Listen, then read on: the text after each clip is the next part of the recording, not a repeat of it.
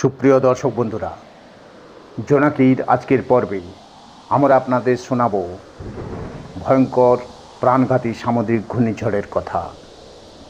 ঘূর্ণিঝড় সমুদ্রে গঠিত একটি নিম্নচাপের কেন্দ্র, যেখানে প্রচণ্ড বায়ু এবং বৃষ্টি থাকে।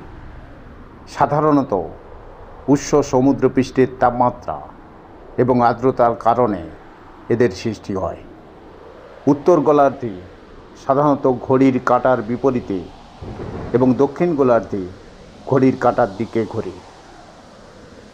এই সামুদ্রিক ঘূর্ণিঝড়ের প্রভাবে একাধিক মানুষের প্রাণহানি, ব্যাপক ক্ষয়ক্ষতি ও বাস্তুহীনতা দেখতে পাওয়া যায়। অর্থনীতি, কৃষি, অবকাঠামো ও বাণিজ্যের ক্ষেত্রে বিশাল আর্থিক ক্ষতি হয়।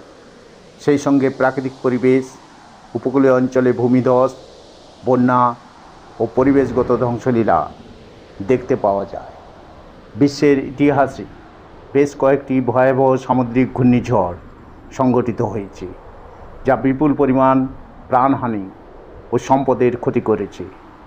জোনাকির আজকের পর্বে এই রকম কয়েকটি প্রাণঘাতী ভয়ঙ্কর সামুদ্রিক ঘূর্ণিঝড়ের কথা শোনাব।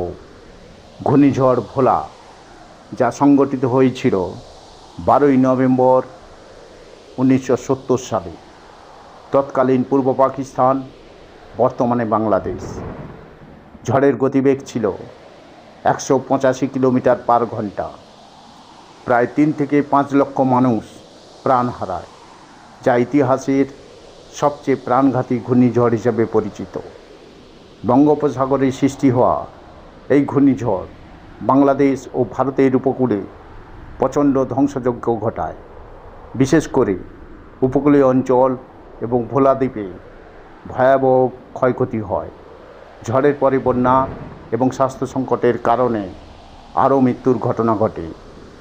ভয়ঙ্কর সামুদ্রিক ঘূর্ণিঝড় হ্যারিকেন ক্যাটরিনা, যেটি সংঘটিত হয় 23 আগস্ট 2005 মার্কিন যুক্তরাষ্ট্রে। লুইজিয়ানা, মিসিসিপি, আলাবামা এই ঝড়ের প্রভাবে সবথেকে বেশি ক্ষতিগ্রস্ত হয়। ঝড়ের গতিবেগ ছিল 280 কিলোমিটার পার ঘন্টা। 1833 জনের মৃত্যু এবং প্রায় 125 বিলিয়ন মার্কিন ডলারের ক্ষয়ক্ষতি। ক্যাটরিনা যুক্তরাষ্ট্রের ইতিহাসে অন্যতম শক্তিশালী হ্যারিকেন হিসাবে পরিচিত।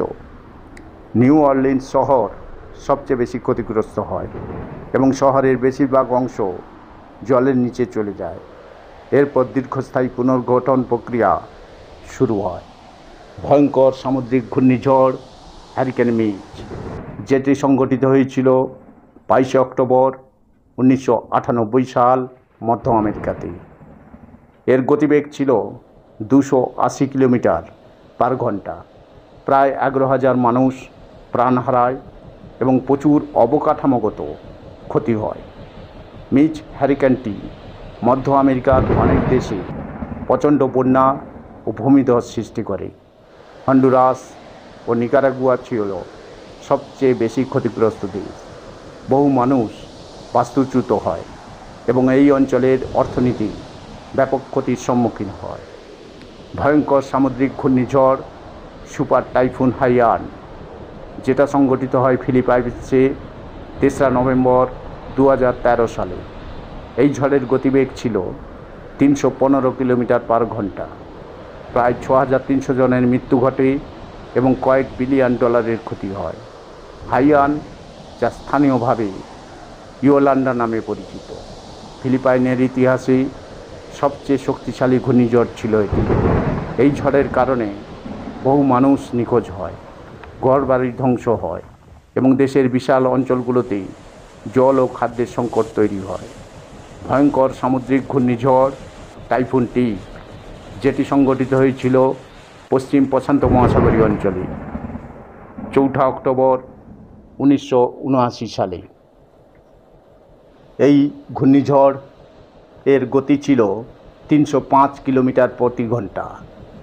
প্রায় 99 জন নিহত হয় এবং ব্যাপক ক্ষতি হয়। টাইফুন টিপ ছিল ইতিহাসের সবচেয়ে বৃহত্তম এবং সবচেয়ে শক্তিশালী ঘূর্ণিঝড়। যদিও এটি প্রশান্ত মহাসাগরের অনেক অঞ্চলে আঘাত হানে, তবে বেশিরভাগ ক্ষয়ক্ষতি হয় জাপানে। এই সকল ঘূর্ণিঝড়ের অভিজ্ঞতা থেকে বোঝা যায় যে সঠিক পূর্বাভাস এবং দুর্যোগ প্রস্তুতি মানুষের জীবন এবং সম্পদ রক্ষা করতে গুরুত্বপূর্ণ ভূমিকা পালন করে। সুপ্রিয় দর্শক বন্ধুরা, জোনাকির আজকের পর্বে বিশ্বে ঘটে যাওয়া ভয়ঙ্কর সামুদ্রিক ঘূর্ণিঝড়ের কয়েকটি নিয়ে আপনাদের বিস্তারিত তথ্য তুলে ধরলাম। এই প্রতিবেদনটি আপনাদের কেমন লাগলো আমাদের কমেন্টস বক্সে আপনারা নিশ্চয়ই কমেন্টস করে জানাবেন। সেই সঙ্গে এই ধরনের ভিডিও যদি আপনারা আরও দেখতে চান তাহলে আমাদের কমেন্টস বক্সে লিখে জানান। কোন ধরনের ভিডিও আপনারা দেখতে চাইছেন সেটাও আপনারা লিখে জানান। বন্ধুরা, আজকের মতো এখানেই বিদায় নিচ্ছি। এই রকম ভিডিও নিয়মিত পেতে চ্যানেলটি অবশ্যই সাবস্ক্রাইব করে রাখবেন। আর ভিডিওটি ভালো লেগে থাকলে একটি লাইক, কমেন্টস এবং বন্ধুদের সঙ্গে ভিডিওটি অবশ্যই শেয়ার করবে। ধন্যবাদ। সবাই ভালো থাকবেন, সুস্থ থাকবেন। নমস্কার।